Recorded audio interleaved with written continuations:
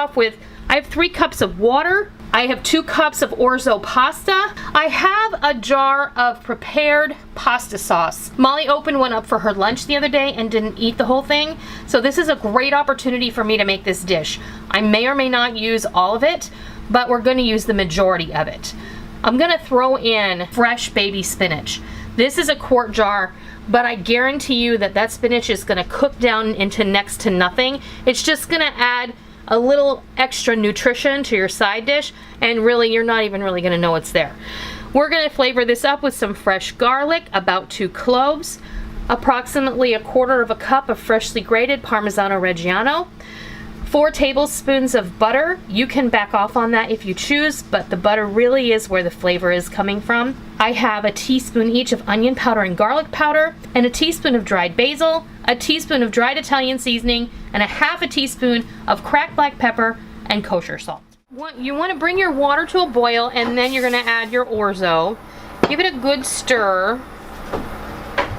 And I want you to add a tablespoon of butter at this point. That way it'll prevent everything from sticking together. You're going to want to cook this over medium-high heat until the orzo absorbs the water and it resembles rice and is al dente, which means to the tooth, is a little bit chewy. Then we'll move on with the rest of the recipe, which is super easy. Our orzo is just about finished, and I'm going to go ahead and start adding all of the remaining ingredients. So here goes the rest of the butter. Give that a good stir and get it in there.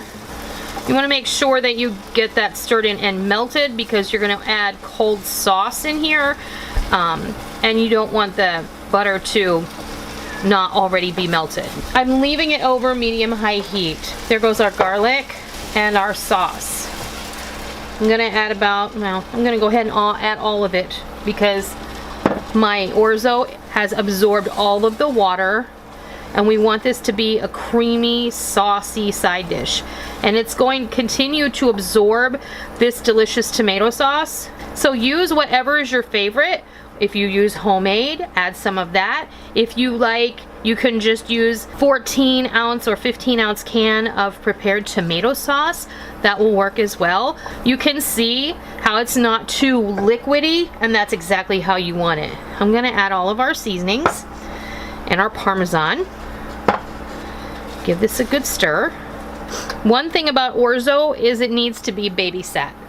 You can't just walk away from it, especially if you're cooking it in the method that I'm sharing today, like rice, because it will stick to the bottom if you're not careful. You can always boil this in a pot of water like regular pasta and drain it, but it's not going to have the same creamy consistency. It's just going to be separate like pasta. But you see how when I draw my spoon through it, it doesn't immediately fill up that trench. It's just starting to absorb all of those flavors and all of that sauce. And now what I'm gonna do is I'm gonna add the spinach in here and just stir it in. And that spinach is gonna wilt right on in there, and it's gonna be fantastic. And just add a nice flavor and another level of nutrition to the dish. It smells incredible. And there you go. That's how quick and easy this creamy tomato orzo with spinach is to make. Now I'm just gonna pop a lid on this until all of the rest of my meal is done, and then we'll come back and I'll show you what this looks like. I am gonna let this rest for about 10 minutes anyway, just to let that spinach wilt even further. I'll be back and I'll show you what this looks like. There you have it. Our creamy tomato orzo with spinach is done and ready to serve. We're going to be having this as a side dish to a steak dinner, which is a really lovely option in place of a baked potato or whatever else you like to serve with a steak. This is so delicious. It's creamy, it's light, and adding that spinach in there really helps to pack a nutritional punch. And it is extra flavorful. Like I said, using your favorite pasta sauce is a really great way to skip a step and make this super easy. That's how you make creamy tomato orzo with spinach, and I know you're gonna love it.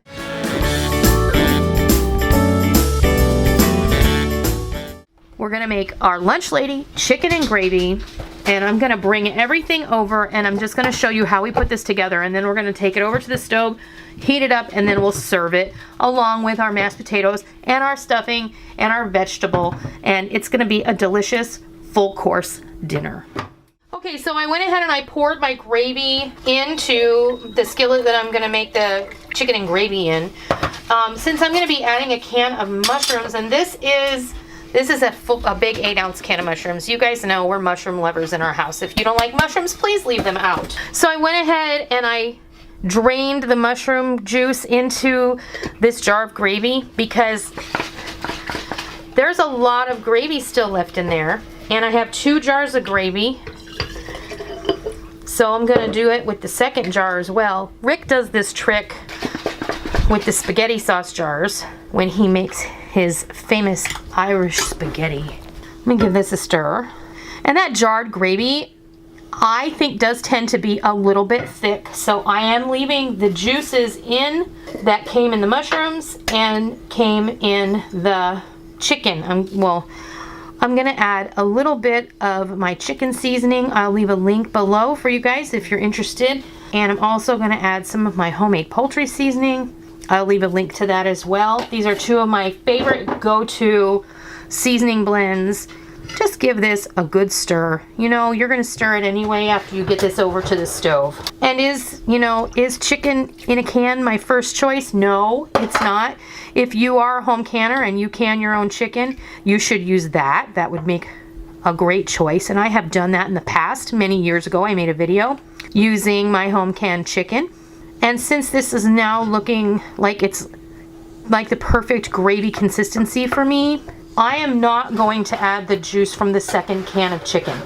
Of course, you should make this to your taste. And if you would like to add the broth from that second can of chicken, then that's exactly what you should do. But I'm gonna save that broth and I'm gonna give it to my pets.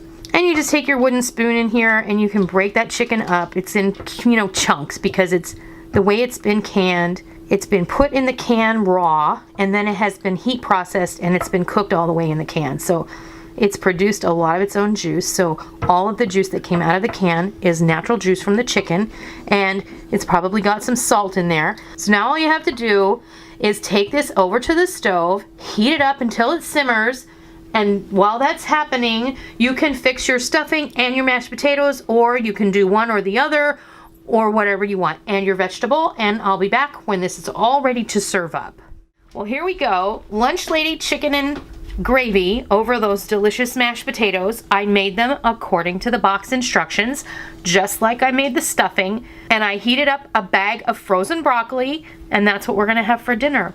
If you don't keep frozen vegetables, you should choose whatever vegetable is your favorite, whatever you think goes here. I wanted to put a green vegetable because we have a lot of heavy starch going on here. So, but that's entirely up to you. I paired this with some cranberry sauce because personally, I can't have this meal without some cranberry sauce because it just makes it feel like a mini Thanksgiving or a mini Sunday dinner. And you can have this any day of the week. I also wanted to say that as I was preparing this and putting everything together in the skillet to heat up, I was thinking to myself, if you were in a pinch for time, or maybe since your kids are home, you just want to try and save as much time as possible, you can toss all of the chicken and gravy ingredients into your crock pot, put it on low for a couple of hours until it's bubbling, and then just make your sides and you're good to go. That way you don't have to babysit it and it can just cook. Also, if you would prefer, you can just toss a bag of mixed vegetables in there or a can of veg-all, and you have a one-pot meal with, as far as the saucy goodness goes. It all pretty much came out of your pantry. And when I say pantry, I totally mean your pantry cupboard, your cabinets, your refrigerator, and your freezer. All those things that you have available to you that you can draw ingredients from. So that's how you do it.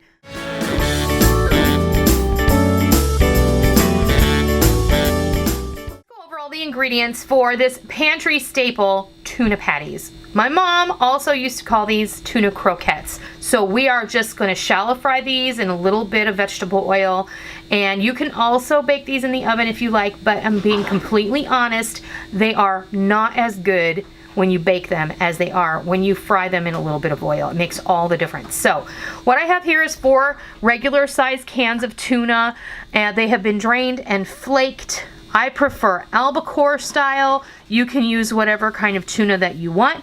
So we're gonna have some breadcrumb. I have about a cup here, a cup of shredded cheese. You can use whatever you have on hand. This is a Colby Jack blend.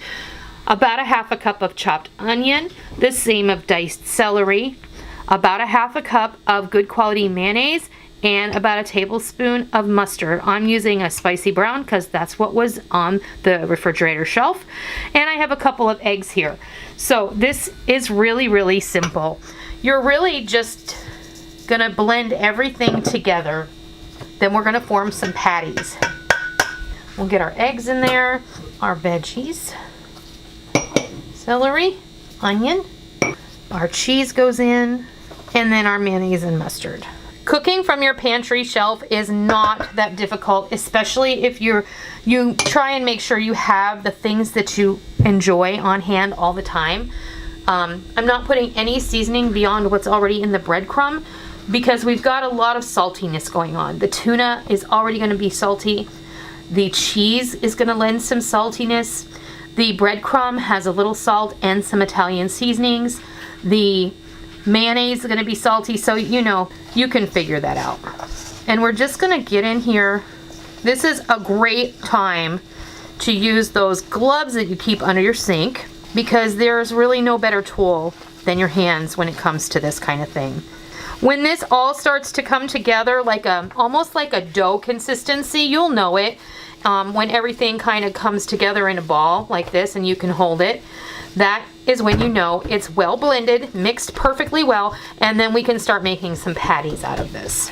Okay, so now I have some additional breadcrumb. I just have it in a paper plate because that makes it easy. We're gonna take about a half a cup, and if you need to measure, that's fine.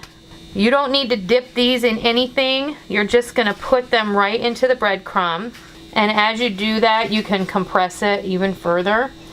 And then we're just gonna set that off to the side. Just like you were making hamburger patties, just go ahead and get these coated in the breadcrumb. When I get these all finished, I'll be right back and we'll proceed with frying them up. All of our tuna patties have been formed and breaded and they're ready to be shallow fried. I have about a cup and a half of vegetable oil. I prefer sunflower oil, heating up on my stove over medium-high heat. We're gonna move over there and we're gonna start frying these off, and I'll bring you back and I'll show you what they look like. All right, we're gonna get ready to shallow fry our tuna cakes, tuna patties, tuna croquettes, whatever you wanna call it. I've heated this oil over medium-high heat, and I'm gonna do this in batches, so I'm only gonna do 4 patties at a time because that's what I know will fit in my skillet. So we're gonna go ahead and let these fry on one side for about 3 minutes, and then we're gonna flip them and we're gonna let them fry on the other side for approximately the same amount of time. So we'll be back when these are ready to flip over. These have fried for approximately 3 minutes, and we're gonna go ahead and flip it. Look at that, that's beautiful. And we're just gonna flip all of these over gently.